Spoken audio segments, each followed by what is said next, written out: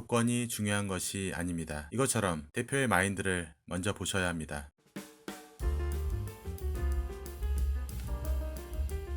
보통 FC님들이나 관리자들이 대리점을 선택해서 갈 때 그 회사의 상위 관리자의 마인드를 무시하고 그냥 조건만 보고 이직을 하는 경우가 상당히 많습니다. 이것은 여러분이 아직 실수하고 계시다는 증거입니다. 사실 조건이 중요하지 대표가 뭐라고 하든 그게 중요하냐라고 생각하실 수 있습니다. 맞습니다. 물론 조건도 상당히 중요합니다. 하지만 아무리 좋은 조건이라도 대표가 마음대로 하는 사람일 경우 그 조건은 의미 없는 종이일 경우가 아주 높습니다. 실제 예를 들어드리겠습니다. A라는 회사에서 비즈니스를 하기로 하여 엄청난 비용을 들여 홍보를 하고 있었습니다. 실제 그 회사에 입사하여 1개월 만에 그만둔 관리자님께서 저에게 오셔서 하소연을 하셨습니다. 회사가 엄청나게 큰 먹튀를 맞았던 전적이 있었다고 합니다. 적립금의 비율을 입사하기 전에 설명했던 비율과 입사 이후 실제 급여를 받았을 때 훨씬 더 많은 금액을 떼어갔다고 하셨습니다. 물론 대표는 고의가 아니라고 이야기를 하였다고 합니다. 회사 정책상 어쩔 수 없었다고 설명을 하였지만 저는 이해가 가질 않습니다. 먹튀가 생길 때까지 전조 증상이 있을 것이고 그런 대형 먹튀가 터진 곳은 아무리 수수료를 많이 준다고 하더라도